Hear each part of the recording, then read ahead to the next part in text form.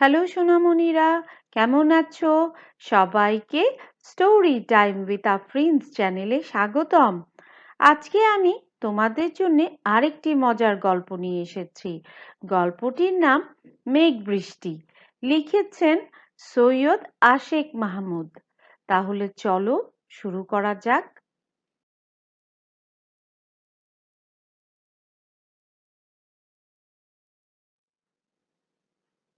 সাথী আর মিতালি দুটি ভাই বোন। দুষ্ট মিষ্টি হাসি খুশি সারাক্ষণ। ইচ্ছে হলেই প্রকৃতির কাছে যায়, একসাথে দুইজন ঘুরে বেড়ায়। চেয়ে দেখে প্রকৃতির রূপের বাহার, আকাশ ছুঁয়ে আছে বিশাল পাহাড়। পাহাড়ের বুক ছুঁয়ে ঝর্ণার ধারা, অবাক দুটি শিশু হয় দিশেহারা। নদী ডাকে ঝর্ণাকে, আয় কাছে আয়, তোকে নিয়ে যাব আমি দূর অজানায়। ঝমাঝম অবিরাম ঝর্ণা ঝরে, রূপালী নদীর বুকে ঝাঁপিয়ে পড়ে। শান্ত নদীতে জাগে ছোট ছোট ঢেউ। কোন দেশে যায় নদী জানে না তো কেউ। আকাশ হেসে বলে, আমি সব জানি। কোন ঠিকানায় যায় নদী আর পানি। নদীতে জোয়ার আসে, নদী গান গায়, ঢেউ নাচে, নদী ছুটে চলে ঠিকানায়। পথ পাড়ি দেয় নদী দূর, বহু দূর। নদীর ঠিকানা মহাসমুদ্র।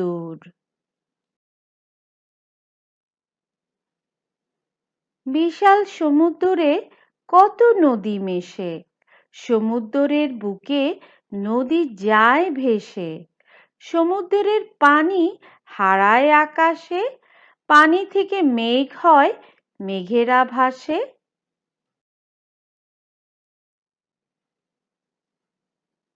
বিশাল আকাশ জুড়ে মেঘ খেলা করে, মেঘ ভেঙে রিমঝিম বৃষ্টি ঝরে।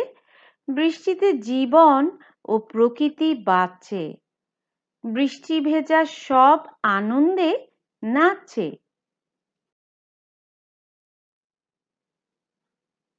রিমঝিম বৃষ্টির ছন্দে ও তালে জীবন জেগে ওঠে আকাশ পাতালে।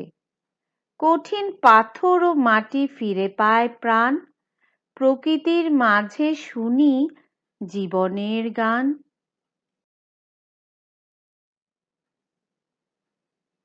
পানি ঝাপটায় ভাঙে প্রকৃতির ঘুম, ফসল রোপণের এলো মৌসুম।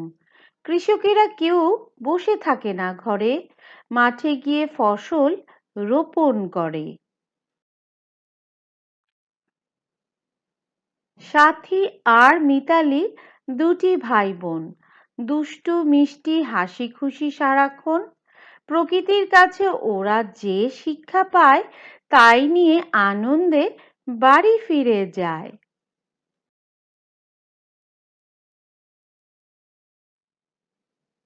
ছোট্ট সোনামণিরা, আজ এই পর্যন্তই। আশা করি চমৎকার এই গল্পটি তোমাদের ভালো লেগেছে। আরো মজার মজার গল্প শোনার জন্যে আমার চ্যানেলটি সাবস্ক্রাইব করতে ভুলো না। আবার দেখা হবে নতুন কোনো গল্প নিয়ে। সেই পর্যন্ত বাই বাই।